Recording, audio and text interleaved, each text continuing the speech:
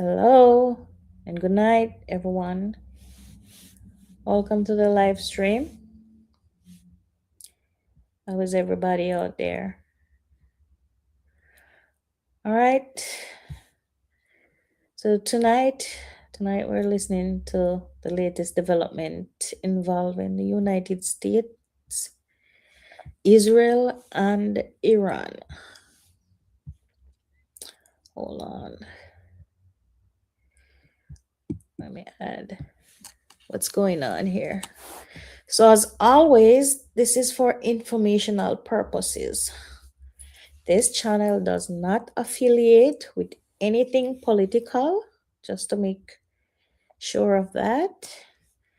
So, as you hop on, please remember to like and subscribe, and also click the notification bell so you don't miss my latest video. Okay, so let's get to it. Let's hear how everything is going here. Here's my take. My first reaction to news of the death of Ayatollah Khamenei was relief. Relief for the 92 million Iranians who are freed from the grip of an 86-year-old tyrant, a man who over nearly 4 decades ran his country into poverty at home and isolation abroad.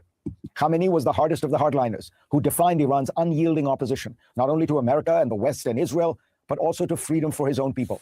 He shaped the modern Islamic Republic into the strange hybrid regime that it is, run by clerics, military officers, and bureaucrats, all repressive, dysfunctional, and corrupt to the core.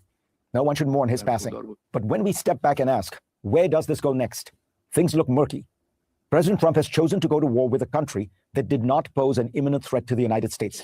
His claims to the contrary are belied by his own words. After the United States bombed Iran last June, the president loudly and repeatedly declared that he had obliterated Iran's nuclear program. Yet 8 months later, he asks us to believe that this obliterated program posed such an urgent threat to the United States that Trump had to act without seeking authorization from the United States Congress. In his brief speech announcing the attack, President Trump revealed the true purpose of the military action: regime change. He explicitly called on the Iranian people to overthrow their government. In doing so, he has defined the purpose of this war and the measure by which it will be judged a success or failure. Walking makes you old. Tai Chi makes you young. Make it a habit. On March 2nd, we're starting the Tai Chi program for beginners. Build strength and lose belly fat with just 7 minutes a day. In 1 week, you'll feel it. All right, let's get back. Historically, regime change from the air has rarely taken place. I cannot think of a single case in which a government fell without military forces on the ground actually doing the toppling. And more broadly, the record of American-sponsored regime change in the Middle East is not a happy one, from Afghanistan to Iraq to Libya. There's always the possibility that this time will be different, that Iranians are more educated and desperate for freedom, but it is likely to be a long and complex struggle. Fears of a broader regional war are likely unfounded because Iran has already acted in self-defeating ways that are uniting the region against it. Rather than drive a wedge between the United States and the Gulf states, which had expressed neutrality in this conflict, Tehran went after the Gulf states in attacks that caused little military damage but incensed those countries. Above all is the basic reality: Iran is very weak. Iran's military battered, dozens of its leaders killed in airstrikes. Its allies like Hezbollah and Hamas are also in tatters. Meanwhile, Israel, Saudi Arabia, and the UAE are bristling with military might. Yet none of this will easily translate into success on the terms that Trump has implied: regime change and a substantially better government for the long-suffering Iranian people. The most likely outcome is that a badly bruised government stays in power with new faces. Perhaps the military becomes more powerful and the mullahs less so. Perhaps Iran comes back to the table with even more concessions on the nuclear issue. President Trump seems already to have recognized the complexity of the regime change strategy and has floated the idea that one of his off-ramps might be to deal with new leaders of the same regime. But once you call for the overthrow of a government, that becomes the definition of success or failure. There's also the legacy of the way that Trump went to war.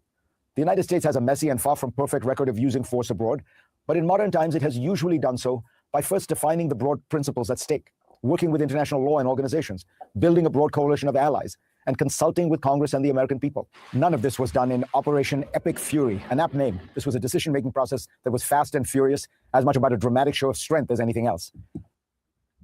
Oh, wow. That is a lot. A lot was said. Oh, I am just listening. I don't have nothing to say. But everybody just got to stay focused and watch the news and see what's going on around the world, you know. I know it can be very unnerving sometimes, but the news is very important. So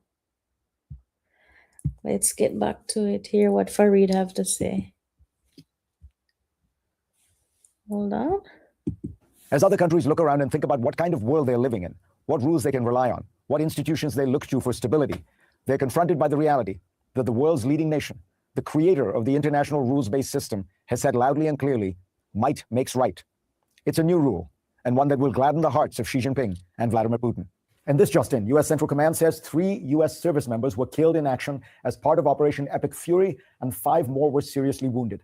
Joining me now is retired Admiral James Stavridis, the former NATO Supreme Allied Commander and a Vice Chair at the Carlyle Group.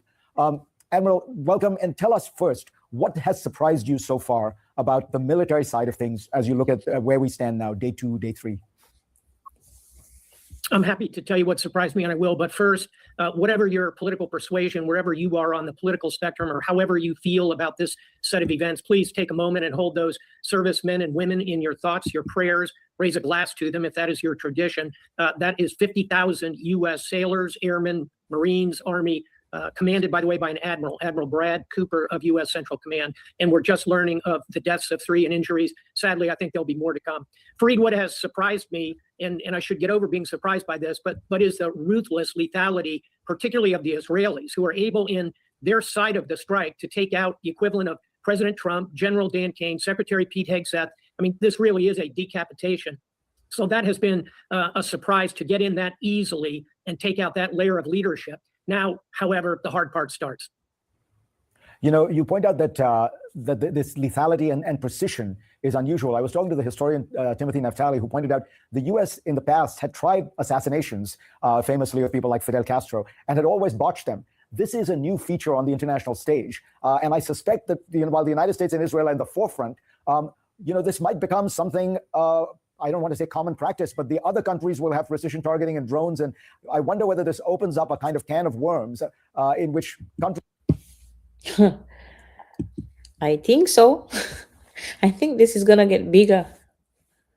I'm not trying to put fear in anybody, but this don't look like it's going to stop soon. People are going to chip in, other countries are going to chip in because they're friends with other countries, and I hope it doesn't get bigger. Let's continue. I hear what Farid had to say. Countries are going to be targeting senior leadership. Is that something you worry about? We should worry about it. However, it's always been a feature of war. What has prevented more of that kind of decapitation, taking out the leader, is simply the lack of intelligence, command, and control. But I can remind you, in World War II, the United States shot down the aircraft that was carrying the commander-in-chief of the Japanese armed forces, for example. We have had this capability in the past. One point I'll make here, Fareed, and we talked about what are the effects of air power and use of precision. I commanded the NATO war in Libya in 2011. We had plenty of opportunities to take out Gaddafi. We chose not to in those circumstances. However, this is a new feature of war. Precision, AI, unmanned are here to stay. They'll be used against every level of military activity. What do you suspect, Jim, is going to be the next wave of targets? Because they seem to have gone in, in a fairly dramatic way, senior leadership, but also military sites, ballistic missile sites. So what do you think the next waves will be about? I think, and the Admiral's going to say this, I think we'll go against the maritime capability of Iran, which is not insignificant. And by knocking that out preemptively, while it hopefully sits in port, we can take out their mine layers. We can take out their small combatants. We can take out their diesel submarines. This reduces risk to our own naval forces offshore. But more importantly, perhaps, it allows us to prevent the full closure of the Strait of Hormuz. Effectively, that's happened because commercial shipping is making a decision not to go through it. Going after naval targets would be smart. And then a second level of targeting, I think, could be applied against mid-tier Revolutionary Guard, not so much the conventional military, because there is your hope of finding partners for protesters, rebels on the ground. James Stavridis, always a pleasure to talk to you, and we will be following this. We'll probably be back to you for more in the weeks to come. I have a 134.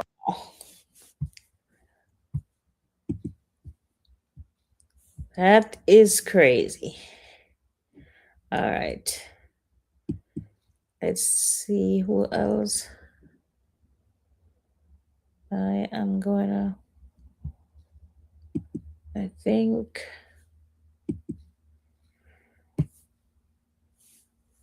I have Mr. Farrakhan. Hold on, guys. Give me 2 seconds.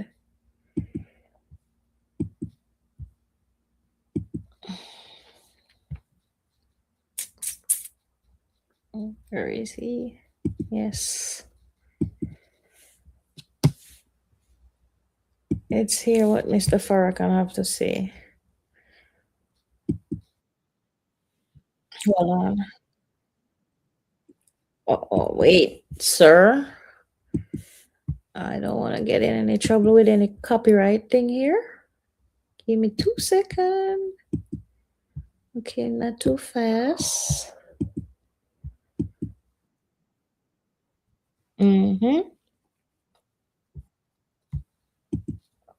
This man is so...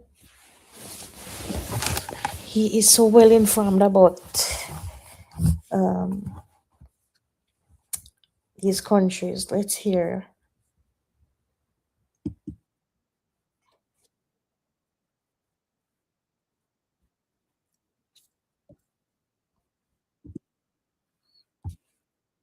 Hold on. Wait. Oh, okay. Sorry. I need to share this. I apologize, guys. Give me 2 seconds.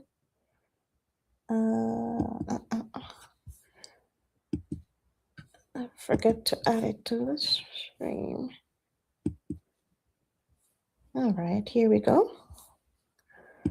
All right, let's restart.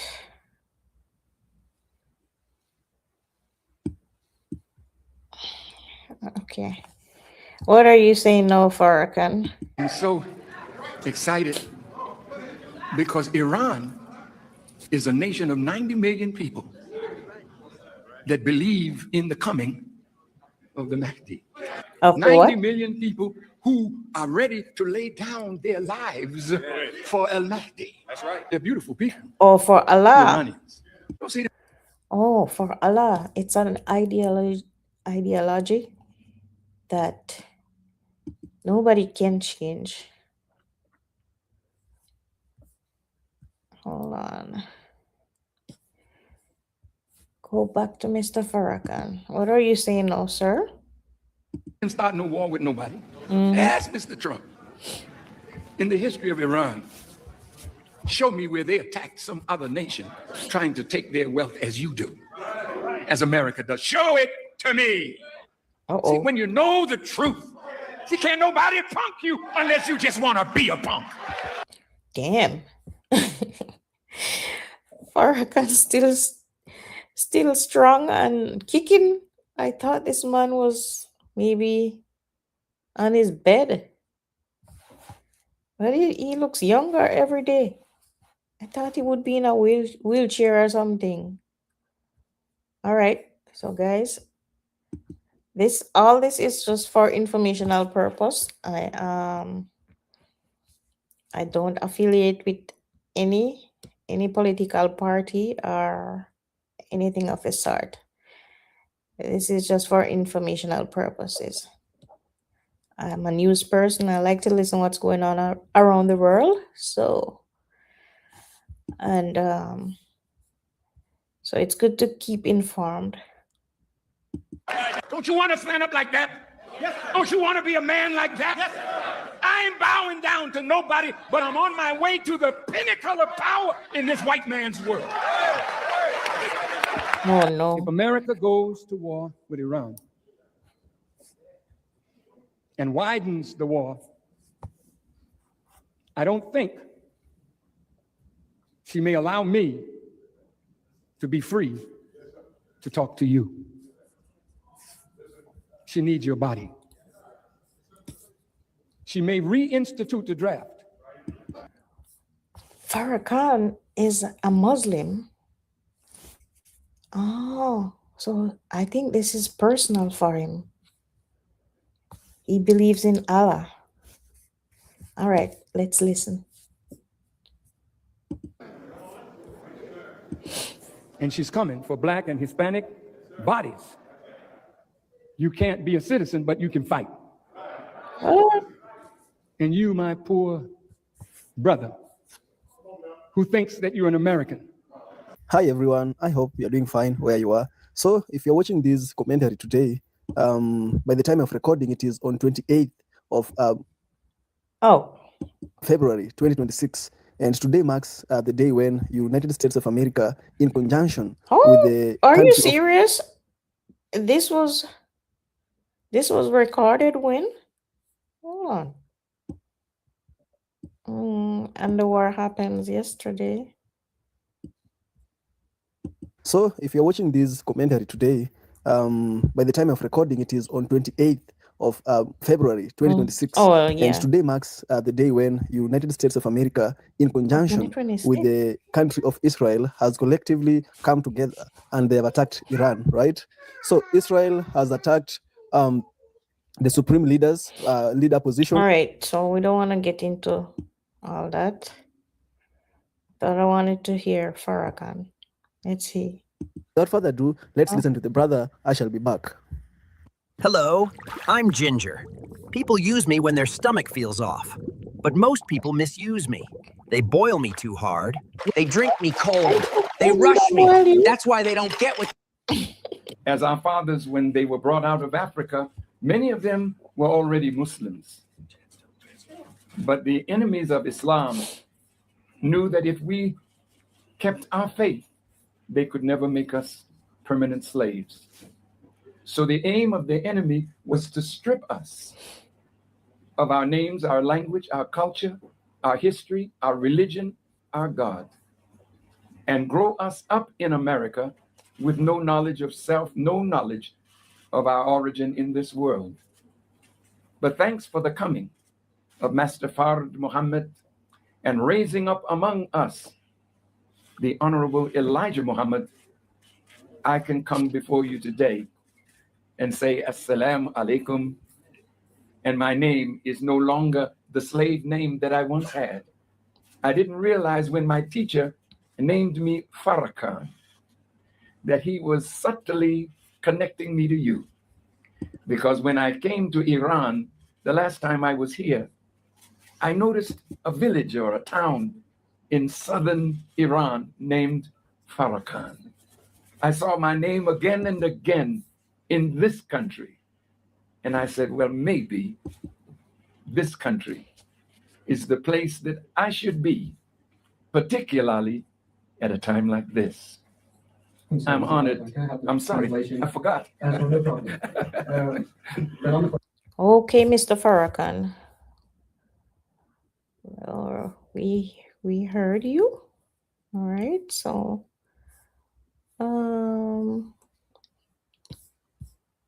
let's see.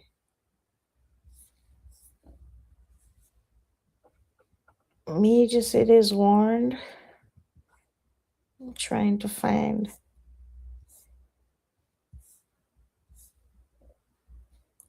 news.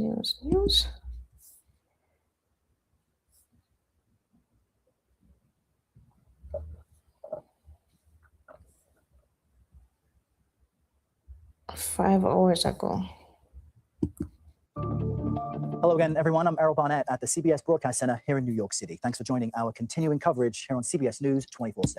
A new chapter of history is unfolding this... Hold on.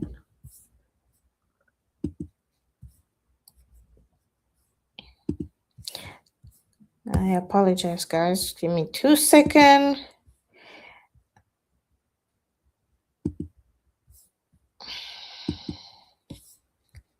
Which one is that? Okay.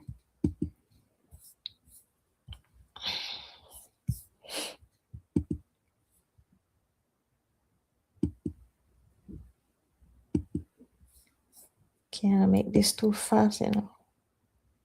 All right. Right there. Okay. All right. Let's see what you have to say. Uh-oh. Hold on. I need to add you to the screen. Oops.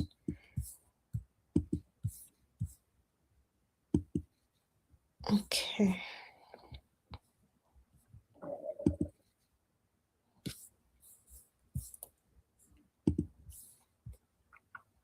All right.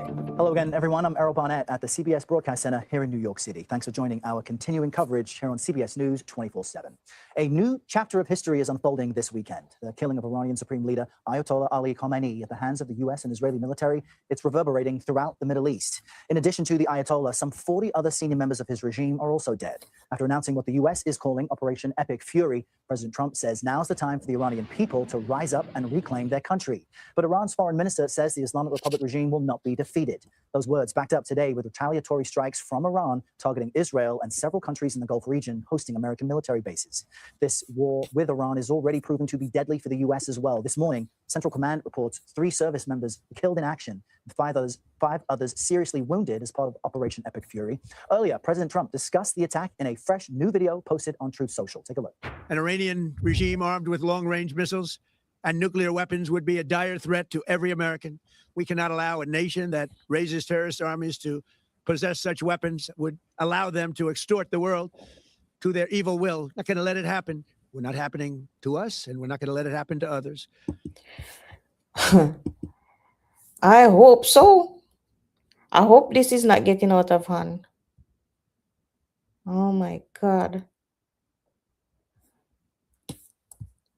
Okay, Mr. Trump, let's hear what else you have to say. The United States has the strongest military the world has ever seen. I rebuilt our military in my first term. But we don't want to go to any war. We want to live in peace. Oh my God. There's never been a military like we possess. And frankly, there's nobody even close. So we don't need to use it. Leave it. Let it stay where it is. Nobody's bothering anybody. But we are now using that military for good. We want to have it for good purpose.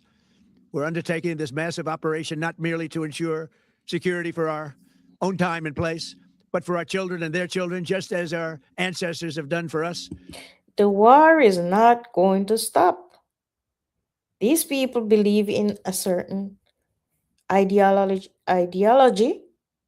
and it's not going to stop. Your children, grandchildren, and everybody. This thing is going right down in generation. It's not going to stop. No matter what powerful weapon you have on, it's not going to stop. So, sorry to give you that bad news, Mr. Trump.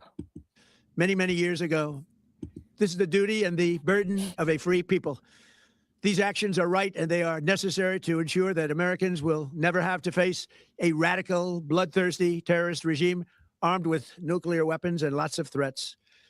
For almost 50 years, these wicked extremists have been attacking the United States while chanting the slogan, "Death to America" or "Death to Israel" or both. They are the world's #1 state sponsor of terror. We are the world's greatest and most powerful nation, so we can do something about what they do. These intolerable threats will not continue any longer.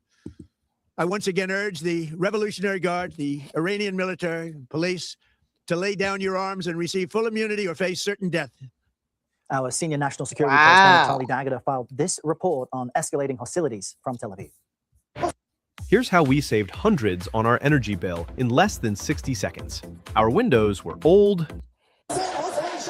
Iran began 40 days of mourning for Ayatollah Ali Khamenei after state-run media confirmed that he was killed at his Tehran compound. His successor has been announced as Alireza Arafi to lead a temporary council, but who's really in charge and where they can even meet safely is another matter. Israel Defense Forces released this video today, claiming to show multiple airstrikes blowing up Iranian government headquarters this morning. CBS News cannot independently verify that claim. Intelligence sources tell CBS News as many as 40 senior Iranian officials were killed in the first wave of strikes. I'm sure a lot of innocent people died too. Iran's Islamic Republican Guard Corps vowed revenge, saying they'd launched the most ferocious offensive operation in the history of the Iranian armed forces towards the occupied territories and American terrorist bases. On day 2 of the war, nearby Gulf state allies have already borne the brunt of multiple drone and missile strikes, though none as hard as Israel itself. Wow. An Iranian missile strike overnight in the heart of Tel Aviv left a woman This in thing her is gonna 40s dead spread. and more than 40 injured, including 7 children. Holy Throughout the crap. night, air raid sirens and text messages sent residents here scrambling for their bomb shelters. This missile managed to get through one of the most advanced missile defense systems in the world, and that's what's causing concern among U.S. forces here. U.S. military officials tell CBS News that forces from U.S. Central Command continue to launch airstrikes and cruise missiles against Iran, targeting Iranian air defenses, launchers, and missile stockpiles, and Iranian regime infrastructure in coordination with Israeli defense forces. Today, the U.S. Embassy here in Israel changed its advisory to American citizens here, saying the embassy is not in a position to evacuate or directly assist Americans in departing Israel, directing that all U.S. government employees and their family members shelter in place in or near their residences until further notice. CBS News has confirmed the CIA had been tracking Iran's supreme leader for months, and it gained advanced insight into a Saturday morning meeting of senior Iranian officials, which accelerated the timeline for the strike. CBS. Oh, so it's been planned. Wow. They didn't know it was coming, eh? Or did they? News intelligence and national security reporter Olivia Gazis joins me now from our DC bureau to discuss this intel and how it played a role. Olivia, explain for us the timeline, because we've been reporting for weeks that the U.S. was preparing for this type of operation with Air Force carrier strike groups in the region. But what information really tipped the U.S. to strike Sunday? Right, Errol, this was the culmination of a months-long intelligence gathering effort that was focused on one of the hardest targets in the world, Iran's supreme leader. Khamenei was known... Months? And they didn't know? What about their intelligence? They need to sharpen up them intelligence skill. to move around frequently and unpredictably because of his value as an intelligence target.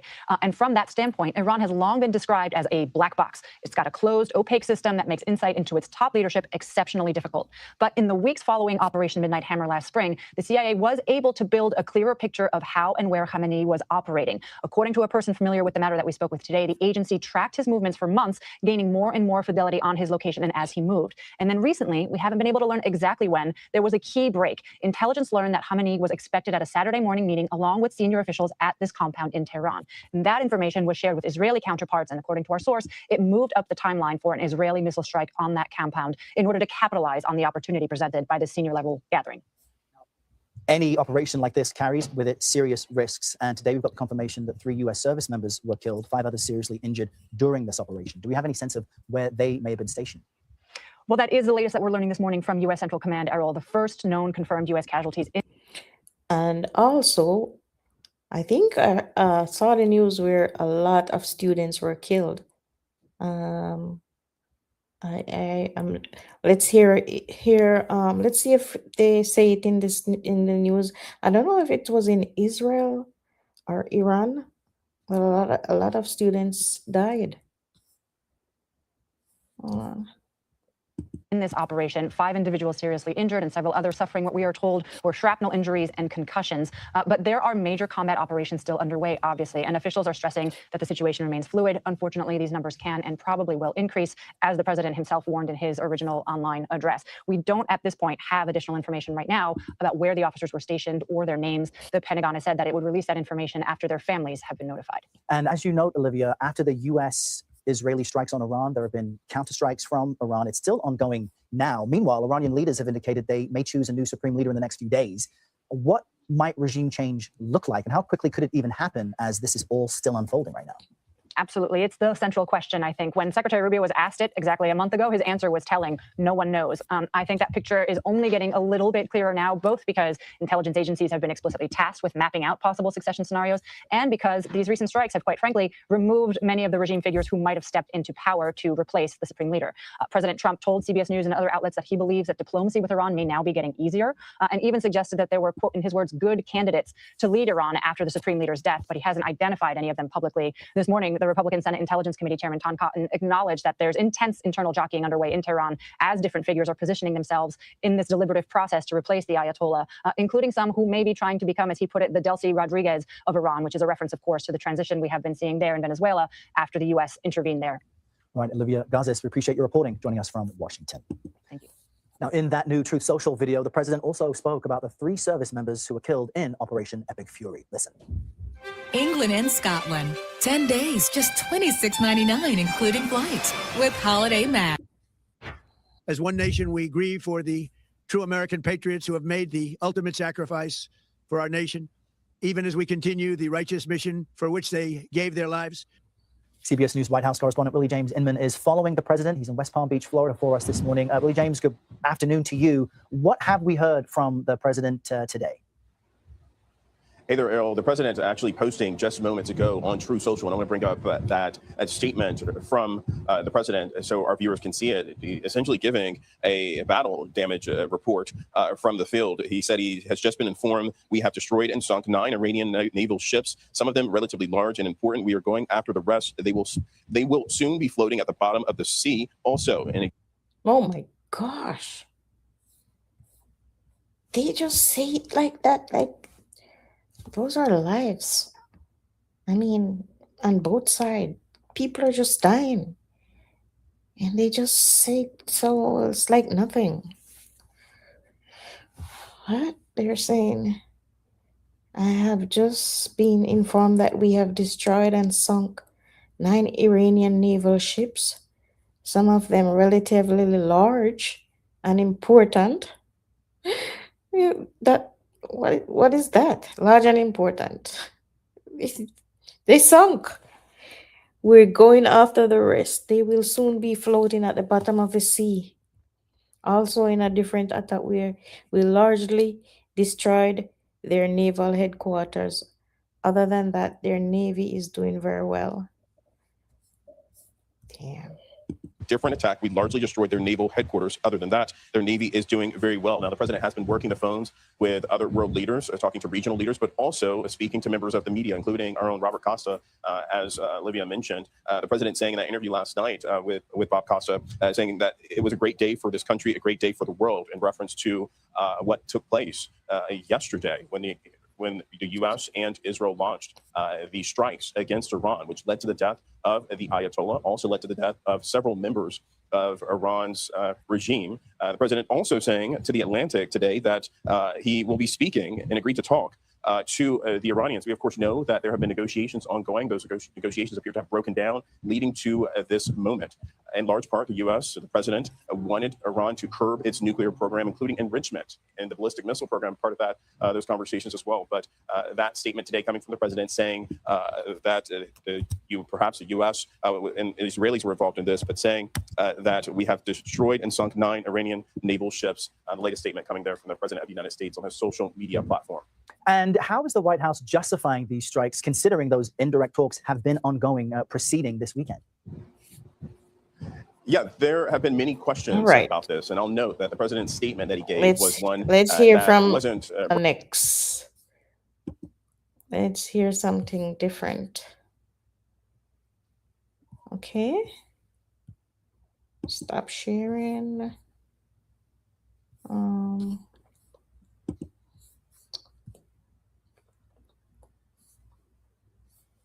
Let's hear from somebody else. I like to hear different people.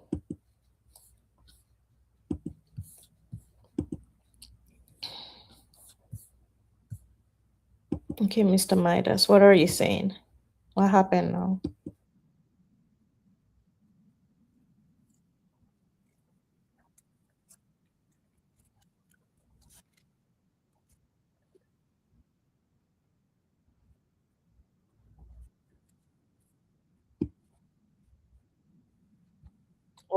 Okay, hold on.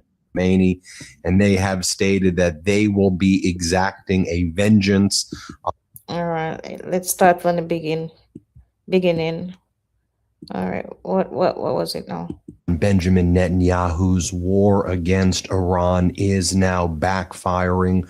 Iran is now retaliating against the United States and Israel's preemptive strikes, and it's bigger than expected. Now, Iran has officially acknowledged the death of Ayatollah Khomeini, and they have stated that they will be exacting a vengeance on anybody who was responsible for the preemptive attack, bigger than they ever have before. Specifically, a statement that comes from Iran's Islamic Revolutionary Guard Corps is as follows. we will make sure we engage in the most massive and powerful offensive operation in the history of the Islamic Republic, which will begin shortly against Israel and U.S. bases in the Middle East. In addition, Iran's parliament speaker, Mohammad Baghir Kalibaf, on Sunday called the leaders of the— All right, hold on, Midas. Give me 2 minutes. I have to change this. All right. Okay. United States and Israel, quote, filthy criminals who will face devastating blows for their ongoing attacks on the Islamic Republic, quote, you have crossed our red line and must pay the price.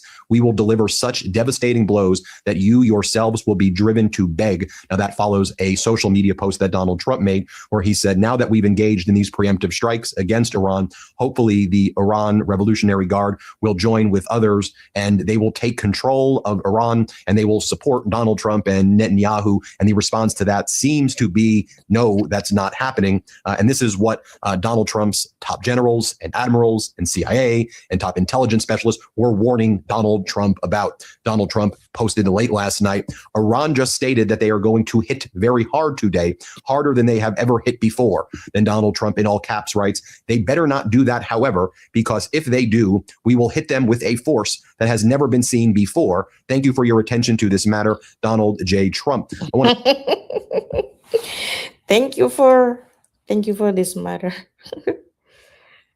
All right. Continue. show you what is going on right now in Iran, as there have been massive protests all day. Now, let's be clear. There have been some protests out there and some people taking to the street who, of course, have been thankful and grateful that the Ayatollah has been killed. Authoritarian, repressive regime. So we've seen some of that. But a lot of the images that we're seeing now are these massive— I don't know, man. This is so depressing. How so? This is gonna continue for the rest of the year, huh? Everybody's gonna be on edge. You're going to work, you're going to your bed, you don't know what's gonna happen. People are gonna attack America. This is too much. Massive rallies that are part of this 40 days of mourning, where in Iran, there's, like in these city centers and squares, it looks like there are hundreds of thousands of people who are chanting death to America, and they are demanding vengeance. That's what's happening in Iran. I'm just giving you the facts, folks, about what's actually happening, trying to cut through the propaganda and just give you— You see, a lot of people don't listen to the news, These are the things happening out there. People, be very vigilant when you're traveling, because American citizens, we're not safe. Don't believe they just when they say death to America, they mean not even the citizens. People who doesn't care about any war. People just want to live their life. You're included. You're not safe. And I'm not saying this to put fear in anybody, but this is what's happening right now. the facts. So in Isfahan right now, just look how many people are in this city square demanding vengeance. Here, play this clip right here.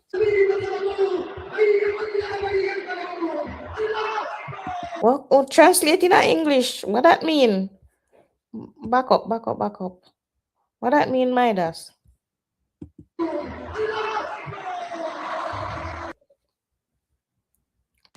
Hi, my name is Kalina, and I'm located in Austin, Texas. I will show you some other angles as well. Here you'll see. You need to translate that, Virgin, because I don't understand what that means. What do you say? What am I say? Dead to America? Mercy. The city square demanding vengeance. Here, play this clip right here. Oh, vengeance. Kill the infidels. I will show you some other angles as well. Kill the infidels. Oh, wow. Here you'll see pro-government rallies where people are chanting death to America outside. Let's play this one.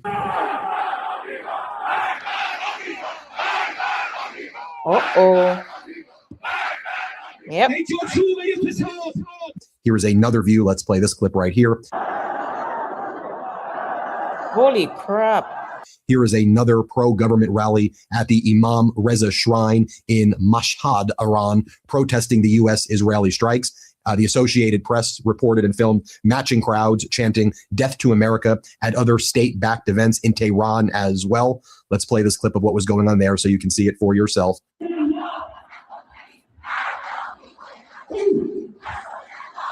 Now, I want to go through what's going on throughout the Middle East, as Iran stated it would be retaliating against U.S. bases and U.S. presence in other neighboring countries, whether that's the United Arab Emirates, Abu Dhabi, and Dubai, whether it's Qatar in Doha, whether it is Bahrain, whether it is Saudi Arabia, whether it is Iraq, wherever there is a U.S. presence in Kuwait City, in Jordan. Iran has been striking. And of course, Iran has been striking in Israel. I mean, we've seen some massive strikes take place in Tel Aviv as well. I want you to watch here an Iranian missile hit Dubai International Airport in the morning. You can see the smoke seen rising near the north end of the airfield right there. We'll show you some photos of it. Next, I'll show you the U.S. Air Base at Erbil International Airport in Iraq burning in the morning. Wait, Midas, let me zoom that up, because let's bring it back.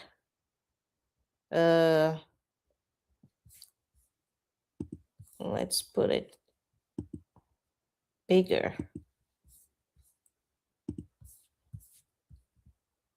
You can see the smoke seen rising near the north end of the airfield right there. We'll show you some photos of it. Next, I'll show you the U.S. Air Base at Erbil International Airport in Iraq burning in the morning.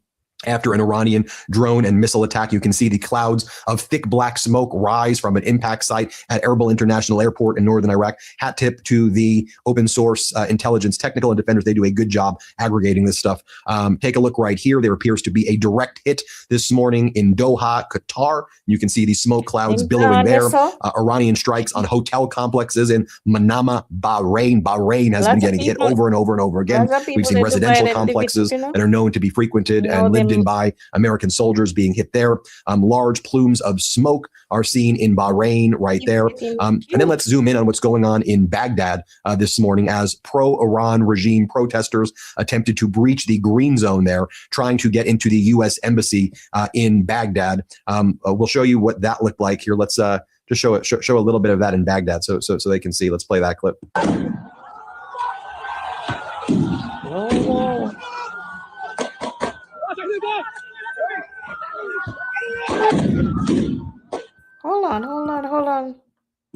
Hold on. Some crazy action, man. So they can see. Let's play that clip. These people love war, you know. No better than watch. Holy shit. Sorry.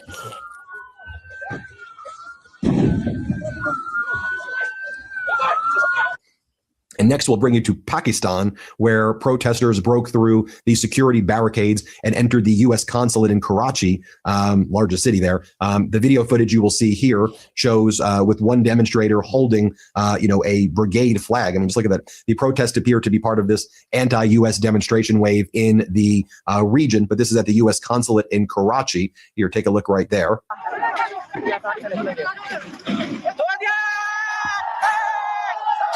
Damn.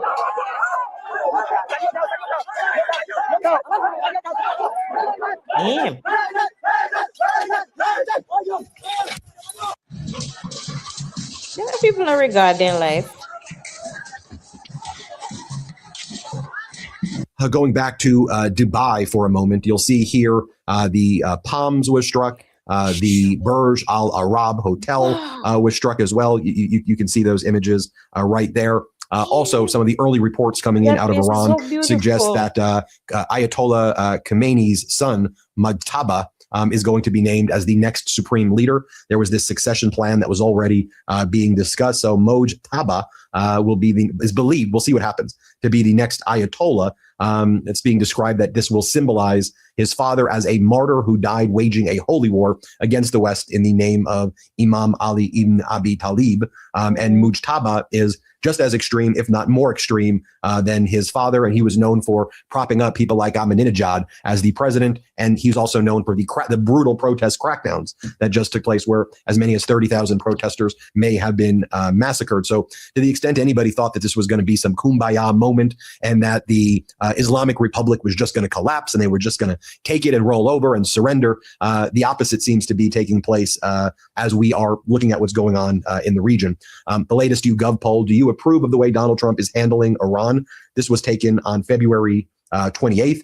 50% of Americans disapprove. Only 35% of Americans approve of the way that Donald Trump is handling everything that's going on in Iran. But according to Lindsey Graham, right, warmonger, chicken hawk, Lindsey Graham, he says, look, if American soldiers are going to die in Iran, it's going to be great, he says, because you will die. What did you, Midas, what did you just say about Lindsey Graham? Oh, you can't say that guy. Oh my gosh. Guys,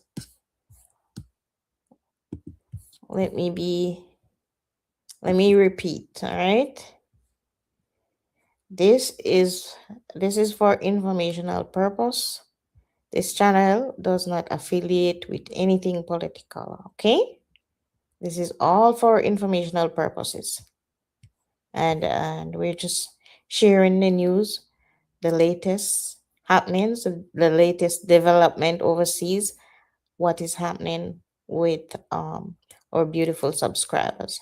So I know a lot of people don't really watch the news, and I'm sure a lot watch it, but I like to watch the news and see what's going on around the world. So this is why I'm sharing it with you guys. Maybe you see some of it, and sometimes with Midas Touch, he seems to have the latest news. So I like to watch him, but I don't take side with anybody. I just watch. All right.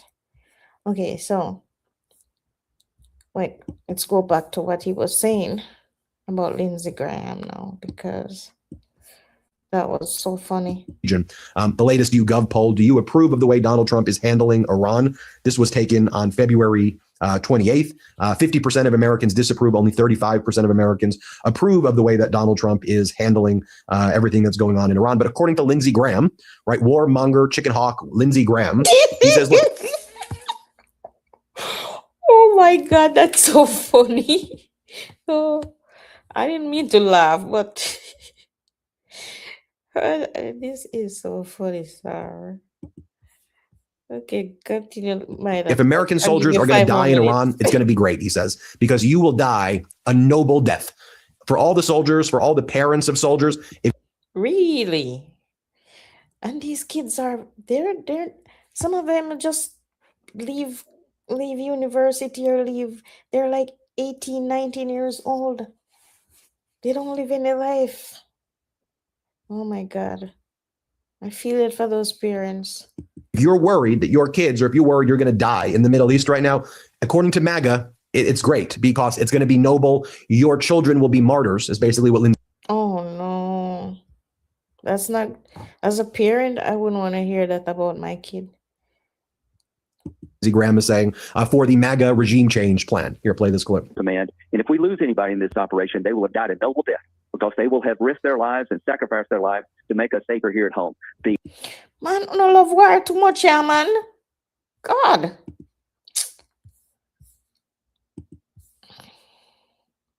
So, embarrassing story, guys. I got hit with a medical bill recently and I did not have enough money to pay for it. But all right. Now, you will all recall that, I guess, Donald Trump and his regime, the Trump regime, I think were first trying to tell us that what this was all about was trying to stop Iran enriching uranium. That was one of the things, although they said back in June that all of the uranium was obliterated and it was mission accomplished. Remember Operation Midnight Hammer, right? What are they calling the one right now? Operation Epic Fury.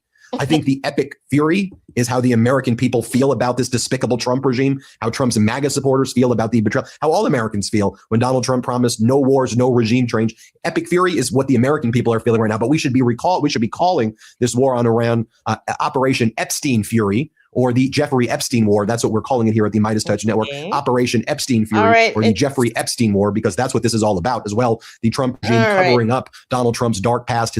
That's it. Let's hear from somebody else. Oh gosh. I don't want to go into this kind of stuff. Stop sharing. Stop sharing there. So. Oh.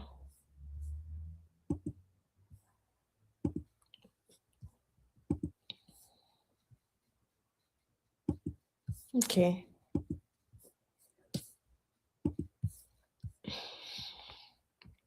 Let's hear. Let's hear what this guy have to say. I don't want to get too much into this kind of development. Venezuela, they need the service of the Iranian. So I think it is the lust for the oil that the United States is again going for a war in the region, and nothing else. It has nothing to do neither with the nuclear program of Iran nor with Khamenei in power. This is not a failed state. This is not a rose state. It's absolutely a system which is already running the country. So this time he is going for a war with Iran on his own behalf, because there are too many issues in his mind. Remember the Jeffrey Epstein file, and the Israeli Mossad is blackmailing him. So what do you want to tell me, that the American... Hold on, who is blackmailing who? Back up. Everybody have people secret. Let's hear it. Blackmailing him. So Mossad, what do you want to tell me, that Mossad? Mossad is blackmailing in his mind. Remember the Jeffrey Epstein file, and the Israeli Mossad is blackmailing him. So Israeli what do you want to tell me, that the American... Mossad. Oh, that is Netanyahu. He said, okay. He's blackmailing him. Story come to bump. Continue. Bringing democracy to the region. Give me any country where America invaded or intervened have democracy. Who is running the foreign policy of the United States? Is it the military industry, or is it the Israelis lobby that they are doing? So I think this is the question here has to be asked. Imagine if tomorrow Iran retaliate and attack the nuclear site of Israel inside Israel, and who will have the effect? The radiation will come to us, nothing to the American. This is the cowboy policy. It's the cowboy diplomacy. They put the knife for you or the gun on the table, and they go and... Who's this guy?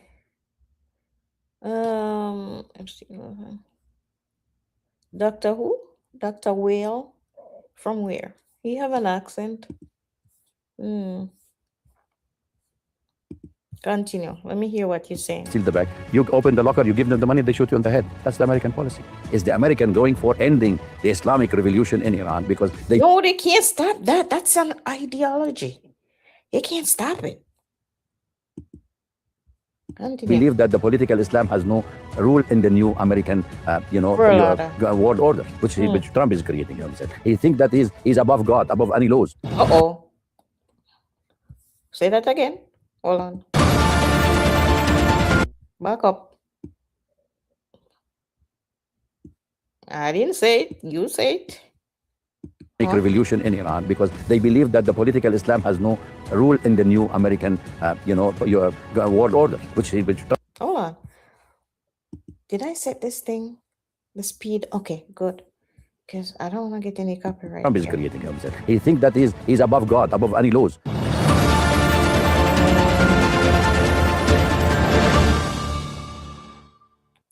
Discover a unique investment opportunity in the heart of the Caribbean.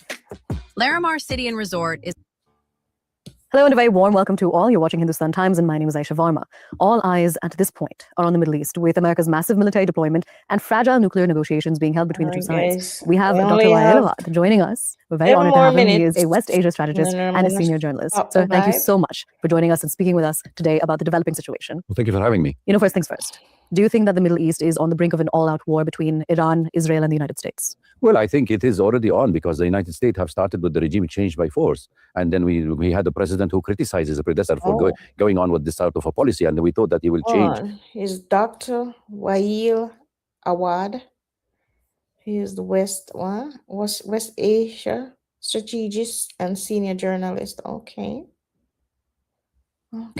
But then we saw that he's having a different style of a regime change by policy, whether it's in Venezuela, where he hijacked the president and his wife, and then he's selling the Venezuelan oil now. Yeah, hijack them. Okay. Or whether he's talking about the Greenland or Nigeria, or could be also the Diego Garcias and rest of the world, and now it's Iran. So after the hard oil of Venezuela, they need the service of the Iranian. So I think it is the lust for the oil that the United States is again going for a war in the region and nothing else. Do you think that we could possibly see a Venezuela-like operation take place in Iran? Absolutely not. I don't think so. Because, see, the American is not implementing what the American objective in the region. To be honest, it is the Israelis' objective. Because at the end of the day, it is what the Israel dominance to be in the region, militarily, politically, and economically. That's what the American wants. So Israel is just a project for the American. And in fact, if you look at what happened in West Asia ever since the October attack on Israel in 2023, we have noticed that the Israelis changed their military doctrine. And from now, they want no military armies next to them from Syria to Lebanon to Jordan to Egypt to Iraq to Iran. So taking on one by one is a part of the policy of this integration. And the American also implementing it. Because if you look at the communality between US and Iran, you will find lots of things in common. Remember, prior to the revolution 1979, Iran was the watchdog for the American. So therefore, now after the Islamic revolution came and become an anti-Iran, anti-US policy with both rhetoric from both sides, it's a clear indication that the American think. Damn. These guys, they just sit and study the history of this country. I like listening to them. I like history. So these kind of topics really interest me. And what they are going to do is just serving the Israelis' objective in this part of the world. And they are not calculating correctly, because any adventure of sort of an attack... You hear what I'm saying? They're not calculating correctly. Them doing stuff, and it have a lot of what you don't call it now, a lot of sprongs. You only figured some ends and they forget some ends. That's what he's saying. The Islamic revolution came and become an anti-Iran, anti-US policy with both rhetoric from both sides. It's a clear indication that the American think and what they are going to do is just serving the Israelis' objective in this part of the world. And they are not calculating correctly, because any adventure of sort of an attack, it will be a catastrophe for the whole region. Okay. If you could predict the future of Khamenei, what would you have to say about it? Khamenei is already given his predecessor. He's already named 4 people to take over in case he passed on. He's too old. He's still conscious. He was yesterday attending some prayer for Ramzan, so he's doing well. It's not the problem of the people concept. They're trying to sell us the Western narrative. It is Khamenei, it's the Islamic revolution. It has nothing to do neither with the nuclear program of Iran, nor with Khamenei in power. This is not a failed state. This is not a rose state. It's absolutely a system which is already running the country. They have a democratically elected government, which is run by the president, and there's a system, there's a parliament. He is the supreme leader. He might be the reference of many of the decisions of the government, but he's also been renewed his election every 6 months. So therefore, he's not at the end of the day, the man who says everything on. The daily work is run by the government. So why do we look at it from those angles? America is not going to Iran because of its nuclear program. A nuclear program have been negotiated since 2006. And then 2015, the American 5+1, they have agreed, and they have already sat across the table, and they have decided that this is a nuclear deal only for civilian purpose, and Iran sanctions was lifted. And then the American president come back, and he says he's better than Obama. He said, no, I can give a better deal. He canceled the deal with the international deal they reached with Iran after 2 years of negotiation. And then he started now with the war last year on Iran because of Israel. So this time, he is going for a... Okay, I'm going to back up a little. He said something interests me. All right, what was it? Nuclear program. A nuclear program have been negotiated since 2006. And then 2015, the American 5+1, they have agreed, and they have already sat across the table, and they have decided that this is a nuclear deal only for civilian purpose, and Iran sanctions was lifted. And then the American president come back, and he says he's better than Obama. He said, no. He's better than Obama. This guy is... Okay. He can give a better deal. He canceled the deal with the international deal they reached with Iran after 2 years of negotiation. And then he started now with the war last year on Iran because of Israel. So this time, he is going for a war with Iran on his own behalf, because there are too many issues in his mind. Remember the Jeffrey Epstein file, and the Israeli Mossad is blackmailing him. He is going for a war because they told him, if you don't, there are tapes, there are allegedly tapes of raping underage girls. Oh my God. Listen, story come to bump. Continue. By President Trump, then what you're going to do? I mean, that kind of bullying or that kind of attack on nations by an American president who's have attacked even the foes and the friends. So how can you expect this American president to predict what could be the next in this region? Is the predictions that you are going for a war, you're fighting all this army, you're bringing all these warships to this region, you're creating havoc in the region, you're going to close the Strait of Hormuz, you're going to close the Red Sea, you're closing the Suez Canal. Then what is this? You are attacking China and Russia and the rest of Asia, who's relying or dependent more on the oil from the Gulf country, where 60% of the oil. This is why I think this thing is not gonna end for now, because all of these countries are connected, and if China get involved, guys, have you seen China's army? They don't look like human beings. Huh? All right, listen what he's saying. The Israeli Mossad is blackmailing him. He is going to for a war because they told him if you don't. He called him the Israeli Mossad. That is Netanyahu, the prime minister for Israel. That's what he called him, the Mossad. And he's saying that he's blackmailing the president of the United States. What is he blackmailing him with? Listen. There are tapes, there are allegedly tape of raping underage girls by president. You're there? Who tell you that, boss? How you get that information? Let us know. Trump. Then what you're going to do? I mean, that kind of bullying on that. Yeah, I have tape. So how him get them the tape there? How did he get those tapes?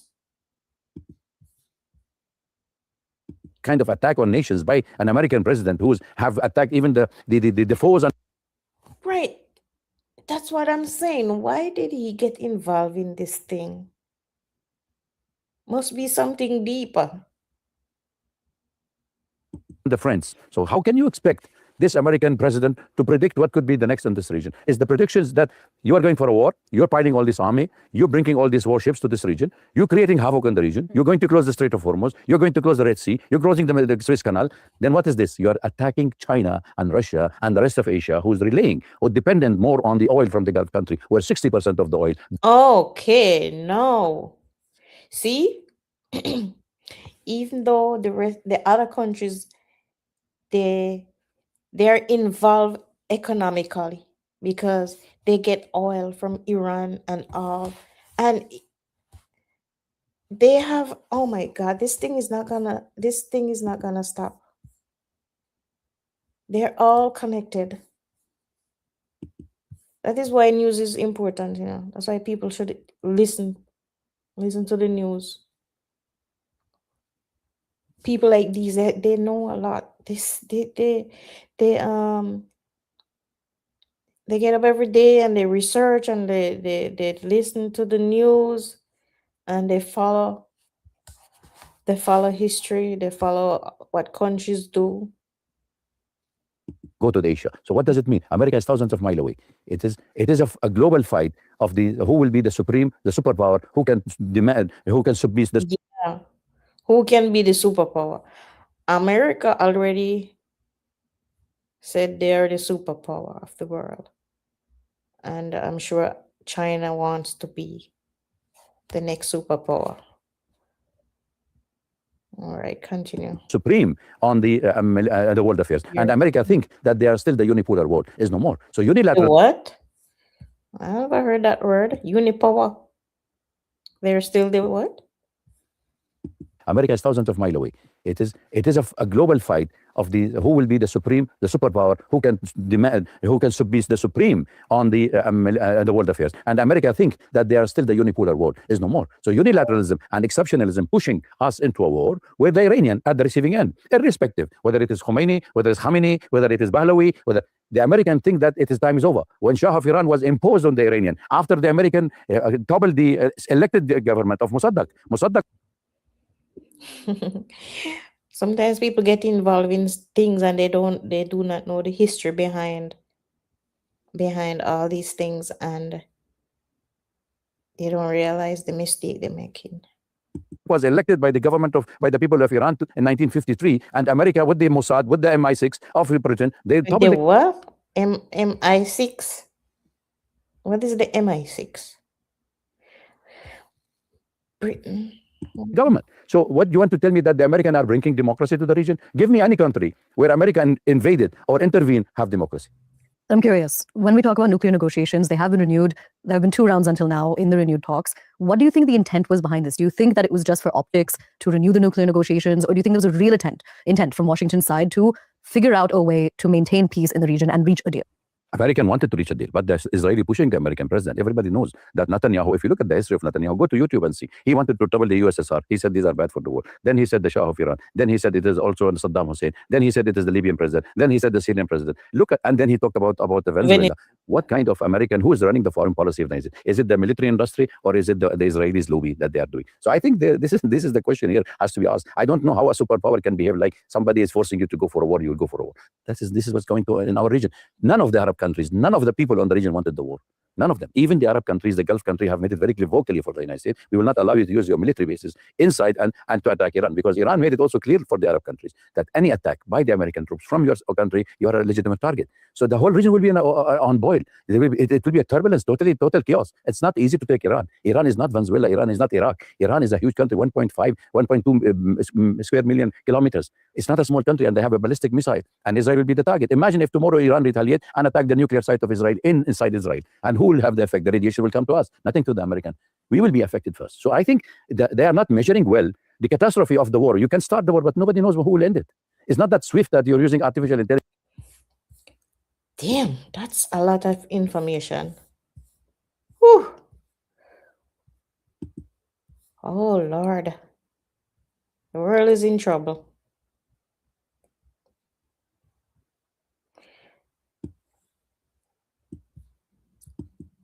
Give me 2 seconds, guys. I need to put this up because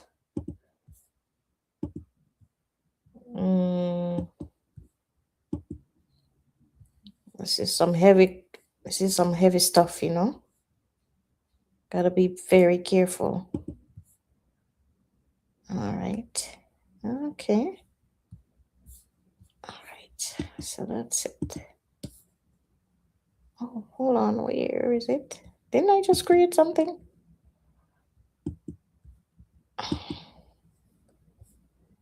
2 seconds, guys. Add banner. All right. Where is it? Where is it? Okay. That show this. Yeah, I have to make sure I made that clear because that you are going to destroy Iran within 24 hours. The whole arms, the whole industry of the United States, the forces they are sending to the Gulf country, it's not going to be a war of 1 day or 2 days. It's going to be a long haul war. And that long haul war means the Strait of Hormuz will be blocked. The Strait of Hormuz will be closed. You will have a minimum of 2 to 3 years to reopen it because of the mining by the Iranian. They will not allow you. It's an extensional war. So they will not give you easy or simple that you come and take over and take the country oil and take the country and disintegrate it. So no way that this war going to be an easy cakewalk ride for the American. It's going to be a tough and a long haul, and the whole world will suffer. Global trade, global oil supply, all this global chain will be disturbed for years to come. And who will be affected the maximum? South and Southeast Asian region. Why? Because these are the only growing economy that have been showing for the next decade that they can compete with the United States. So make America great is by creating a military zone, by creating a war zone that the American industry can flourish and company can go to the United States. Otherwise, there is no way out of this mess in the region. We have seen it happen in Palestine, Gaza Strip, now it's in West Bank, and the Israelis saying openly that we wanted to take over the place, we want to expel the Palestinians, we wanted to end their dream of two-state solution. That's openly they're saying. Smotrich is saying it openly, Ben Gvir is saying it openly, and Prime Minister is saying it openly. So then you see Syria, they totally destroyed the infrastructure and the army. Lebanon now, they will take on Hezbollah and they're trying to demilitarize them. And the same thing will happen in Gaza, where they will take the remaining of the Hamas fighters underground, and the American is making it into a Rivera of the Trump is making a business out of it. And he wanted to be a long life president of Gaza to function through those money he's extracting from those countries.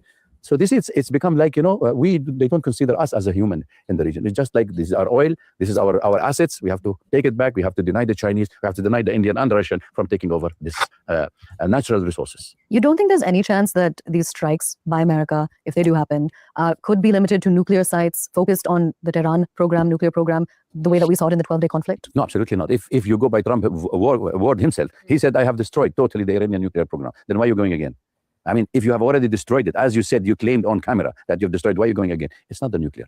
It is the ballistic missile technology of Iran. It is the nuclear scientists of Iran. It is the total strength of Iran, the strong country, and the oil of Iran, which is making the lust of the American company to come back and take it and don't let it be. Same thing they did in Iraq. In Iraq, a world of mass deception. They sold to the whole world that it is a war. This is Iraq having world mass destruction. And it turned out they lied on camera on the UN, at the UN, and they objected.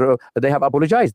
Colin Powell, you remember? He apologized for lying to the world that they said the Iraq possessed a weapon of mass destruction, and they say we went for the oil. So what they did, they disintegrated Iraq. They stole the oil. They steal the oil of Iraq and the gold, and they have made Iraq now a puppet regime for the United States. Not even a teacher, a school teacher in Iraq, take his salary without the permission of the American financial center. Because everything is sold by the American dollars into the American banks, and the American bank has to sanction till they pay the salaries. So imagine. All right. That's a lot. That is a lot. All right. Okay, what's going on here?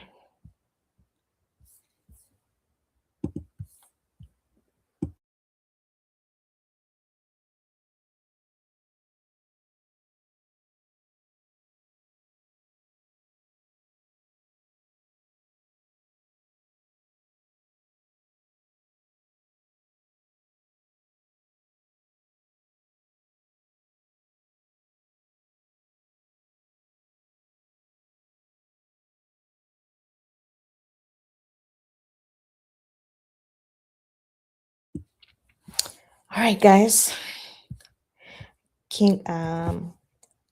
Come to the end of the live, and I'm happy to share this. I'm happy to share this news with you, and I hope you get something from it, and keep yourself informed. When you get time, watch the news and see what's going on, because it's not simple as it seems. You might see the news and see that the war is just happening in a certain area, but I think this thing is gonna expand.